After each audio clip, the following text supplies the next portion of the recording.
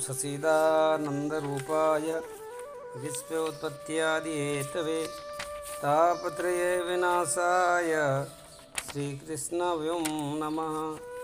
बोलो सच्चिदानंद भगवान की जय। श्री परमात्मा ने नमः। अतः षोडशोऽध्यायः श्रीमद्भगवद्गीता 16वां अध्याय। देवी संपदा को प्राप्त पुरुष के लक्षणों का वर्णन। भगवान कहते हैं, हे अर्जुन,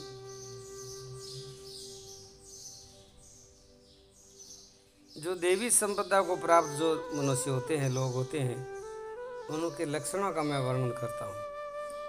उसके जीवन में सबसे प्रथम भगवान बताए अभयम, भय का सर्वथा अभाव, अंतःकरण की पूर्ण निर्मलता, अंतःकरण पूर्ण शुद्धि,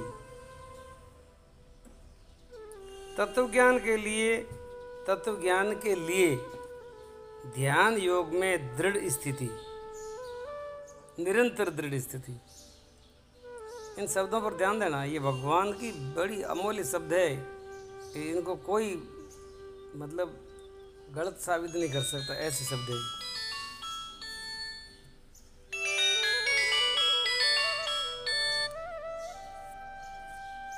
तो इसलिए भगवान कहते हैं ध्यान योग में निरंतर दृढ़ स्थिति, मतलब तत्व ज्ञान के लिए, जिसको तत्व ज्ञान प्राप्त करना है, उनको तो ध्यान योग में निरंतर दृढ़ स्थिति चाहिए महाराज, अन्यथा वो तत्व ज्ञान कभी नहीं होगा। बातों करने से आपको जानकारी मिल सकती है,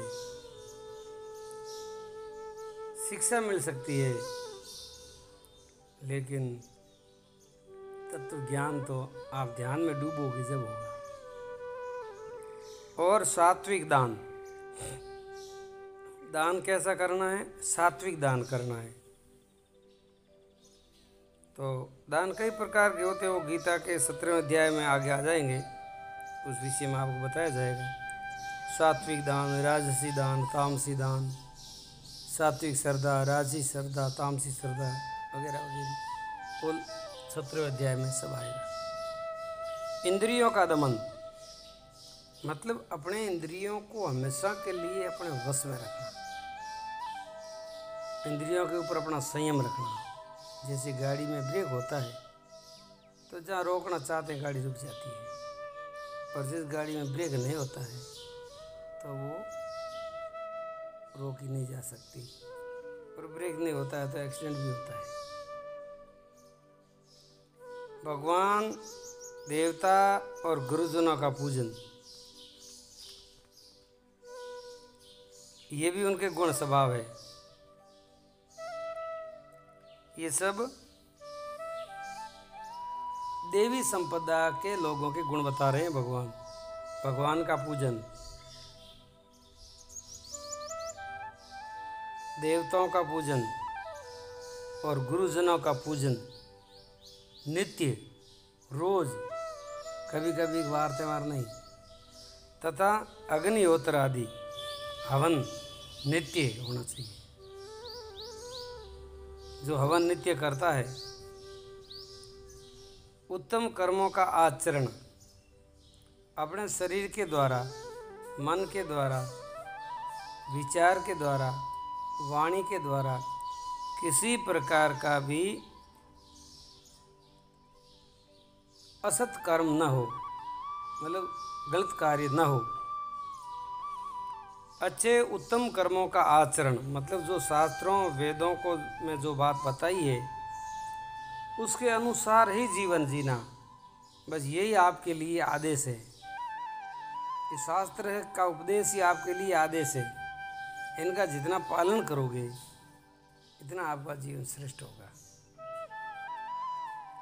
अब आगे लेते हैं, भगवान कहते हैं वेद शास्त्रों का पठन पाठन, मतलब स्वाध्याय। स्वाध्याय भी आपको नित्य करना है, नित्य। गीता का स्वाध्याय करो, उपनिषदों का स्वाध्याय करो, दर्शनों का स्वाध्याय करो, वेदों का स्वाध्याय करो। ऐसे प्रामाणिक शास्त्रों का नित्य पठन पाठन उनको स्वाध्याय कहते हैं। और उनके अलावा आपको क्या करना है? भगवान के नामों और गुणों का कीर्तन, हरि कीर्तन, उसकी भी आदत रखनी है और बड़े प्रसन्नता से करना है, क्योंकि भगवान की वाणी है। जैसे तैसे मनुष्य की वाणी नहीं है, ये भगवान स्वयं परमात्मा की वाणी है। इससे बढ़कर आप किसको मानोगे श्रेष्ठ? फिर स्वधर्म पालन करने के लिए जो कष्ट होता है उनको तप कहते हैं। जैसे जल्दी उठना, साधना करनी, सेवा करनी, स्वाध्याय करना, हरि कीर्तन करना, मंत्र याद करना, भजन याद करना, गाना वगैरह वगैरह, तो इसमें थोड़ा कष्ट तो होता ही है। तो उनको आप कष्ट मत समझो, उनको आप तप समझो। मेरा तप हो रहा है, भगवान इस तप के सहमत है। जंगल में जाकर के भूखा मरने वाले को तप नहीं कहते हैं, वो तो तामसी तप है। ये सात्विक तप है। भोजन होते हुए भी कम खाओ, ये तप है।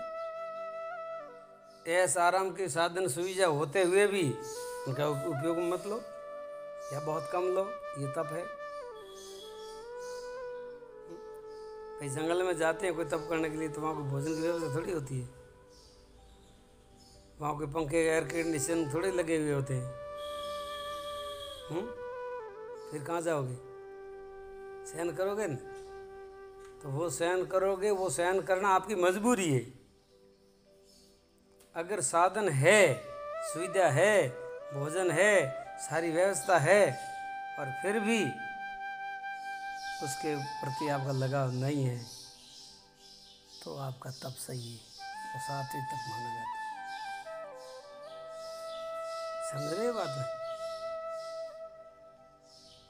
और शरीर तथा इंद्रियों के सहित अंतःकरण की सरलता। अब उनके बाद में बताते हैं कि शरीर में भी निर्मलता, इंद्रिया में भी निर्मलता, अंतःकरण में भी बिल्कुल निर्मलता, सरलता। मन, वाणी और शरीर से किसी प्रकार किसी को कष्ट न देना, अकारण किसी को कष्ट नहीं देना। मतलब एक तो अकारण किसी को दुख नहीं देना, एक अपने स्वार्थ के लिए किसी को कष्ट नहीं देना, किसी को नहीं सताना। अगर कोई अत्याचार कर रहा है, कोई बिल्कुल अन्याय कर रहा है, दूसरों को सता रहा है, कष्ट दे रहा है, तो ऐसे दुष्टों को मारने में कोई दोष नहीं है। जैसे कोई पागल कुत्ता है,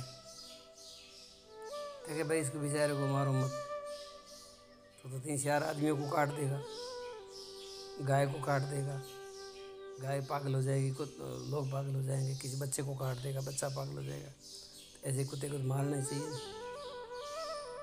हमने काम को हड़की हो तो मारना चाहिए भाई, उन्हें तो मारना ही धर्म है।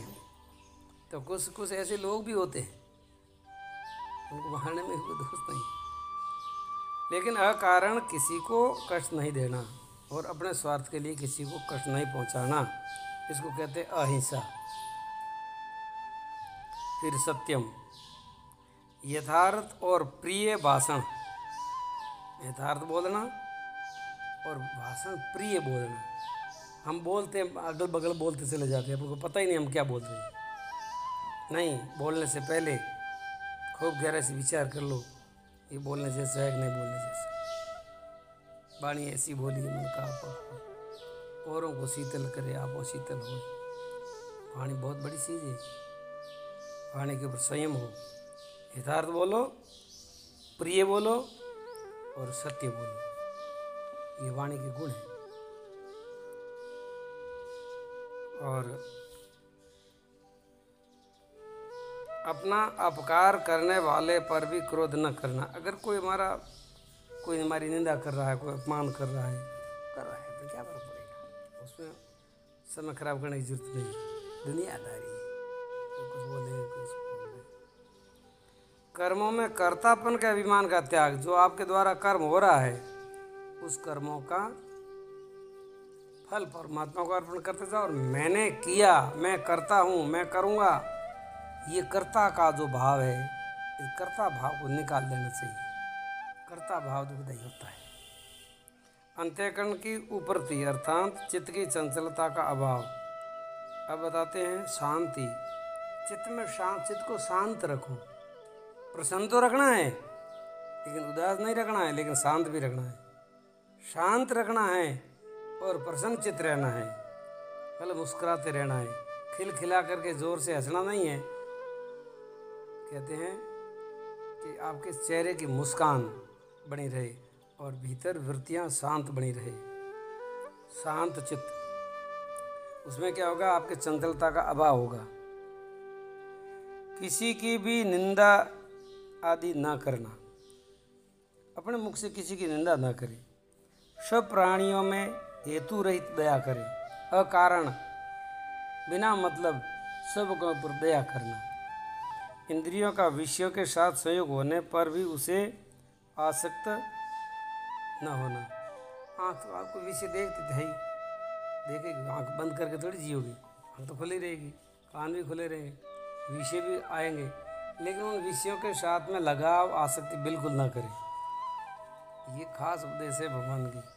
कोमलता, लोक और शास्त्रों के विरुद्ध आचरण में लज्जा। लोक मर्यादा का भी पालन करना, शास्त्र मर्यादा का भी पालन, उसके विपरीत कोई आचरण न हो। और व्यर्थ चेष्टाओं का अभाव, बिना फालतू बकना, बिना फालतू दौड़ना, भागना, इधर उधर जाना करना, फालतू जितनी चेष्टा है उनका त्याग कर देना चाहिए। अब भगवान कहते हैं, अब तेज, ये उनकी वीरता के गुण है। तेज भी है इसके अंदर, तेज, क्षमा, धैर्य, बाहर की शुद्धि, किसी में भी शत्रु का भाव न होना, अपने में पूज्यता के अभिमान का अभाव, कभी अपने को पूज्य ना समझे। कोई अपने को पूजा करे तो ठीक रहे, अपना कोई जय जयकार बोले तो ठीक रहे, नहीं। ये सब तो है अर्जुन देवी संपदा को लेकर के उत्पन्न हुए महापुरुषों के लक्षण हैं। ये आपको देवी संपदा के मनुष्यों के गुण बताए हैं। देवी संपदा के जो मनुष्य होते हैं वो संसार में भी खुद सुखी जीवन जीते हैं, दूसरों को भी सुख देते हैं। और असुरी प्रवृत्ति के गुण जो आएंगे वो कल आएंगे, वो खुद दुख पाते हैं, दूसरों को भी कष्ट पहुंचाते हैं। इसीलिए देवी संपदा मुक्ति का अधिकारी होता है और असुरी संपदा वाले लोग नरकों में जाते हैं। ऐसा भगवान का मत है, ऐसा अपने सनातन धर्म का मत है, शास्त्रों का मत है। तो ऐसे गीता ज्ञान को, ऐसे गीता की दिव्य चेतना को, शिक्षा को हर घर में इनकी जागृति होनी चाहिए। हर परिवार में, हर बच्चों में इस गीता के संस्कार डाल दिए जाएंगे तो वो जीवन महान होगा, वो समाज भी महान होगा, वो परिवार भी महान होगा। इसलिए आप जितने भी सज्जन लोग ये गीता की वाणी सुनते हो, आप सब धन्यवाद के पात्र हैं। और आप अपने मित्रों को, अपने समाज के बंधुओं को अपने ग्रुप में ज़्यादा से ज़्यादा इनका शेयर करें, ताकि आपका पुण्य बढ़ेगा और किसी का भला होगा। सर्वजन हिताय सर्वजन सुखाय की भावना से आज की सत्संग को विराम। हरि ओम।